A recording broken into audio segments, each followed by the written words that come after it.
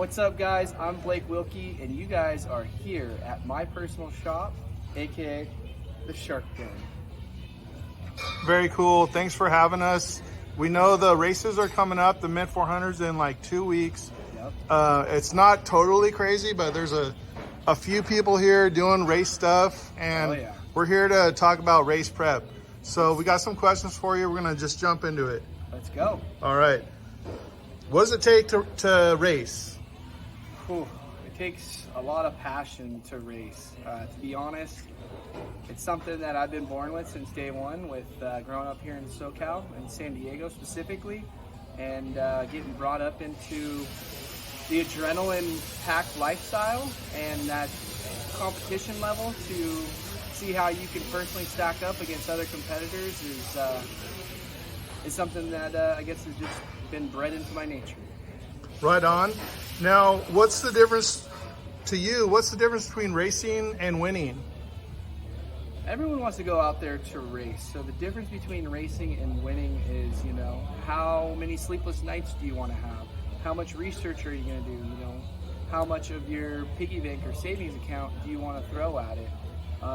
Money's not always the answer to winning a race, but having the right components definitely is. And there's always multiple options when building a race car, but outfitting it with the proper equipment is a huge part of the success. Okay, let's talk about best prep tips and practices. Best prep tips and practices that I would recommend for new or old is make lists. I personally don't power wash or clean my car until it's taken apart. So you can see what might be leaking and then kind of address that on your checklist. That's one key tip. Making sure your lug nuts are tight. I've seen plenty of race car teams not tighten lug nuts and have wheels surpass them. Those are some simple tips. A lot more into detail would just be having a log, also keeping track of the life expectancy in hours and miles on your cars to know what the life longevity would be of those components in between races, and what you need to definitely at least look at, monetize, and or change. So that leads my next question. How can prep work be made easy? Making lots of lists and checking it off, that's kind of like the go-to. What else? How can you make it easier? Organization. I mean, as you can see, we are not the most organized, but since I eat, sleep, and breathe this on the daily, I know where everything's at. And someone else might not be able to navigate as easily, but trying to be ahead of the curve, because races always sneak up on you. So if you can practice giving yourself extra time and not having to rush things, the rush is usually what'll bite you in the butt. That sounds like a winning race prep to me. So moving on, you got like a grip of race cars in here. There's like 7 different vehicles. 3 of them are yours, multiple projects. Yep. How do you manage it all?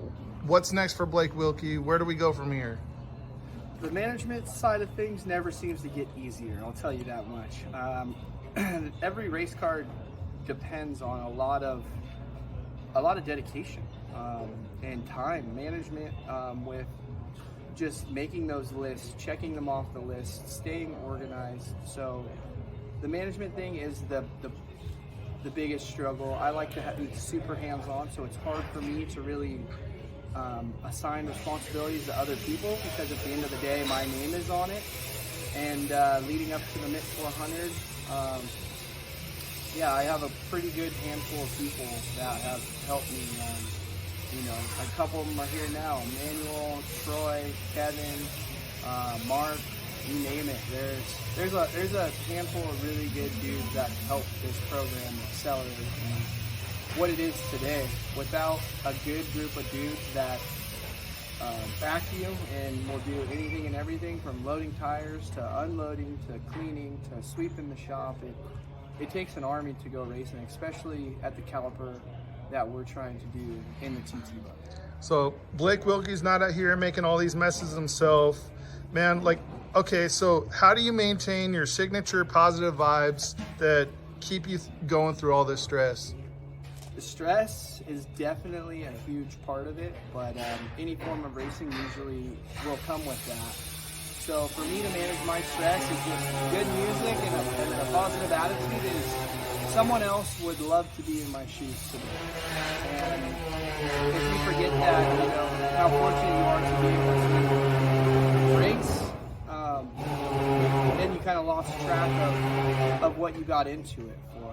And I got into it because that competitive nature and that fun having and that those roots of being in the desert when I was younger. And as soon as I start to not have fun with it, then maybe it might be time for me to reevaluate my time management and other avenues better. But right now I'm 100% fully full tilt.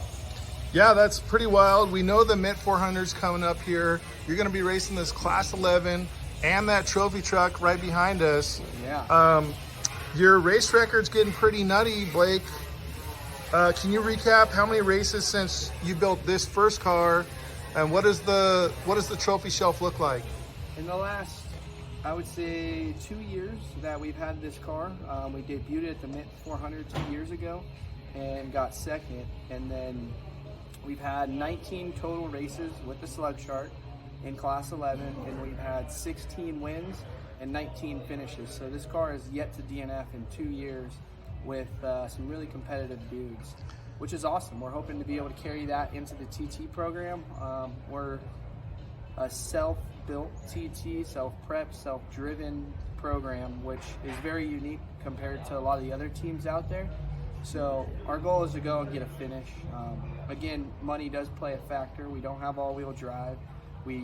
Our guys are coming out there and volunteering a lot of support and time, and they could be doing other things. So to have, you know, all the right components to finish in a top 10, top 5, as long as, you know, we don't make any major errors or have any mechanical failures with about 250 miles of testing on it, we're coming into it fairly confident that we can cross that finish line. Where that's going to be is yet to be determined.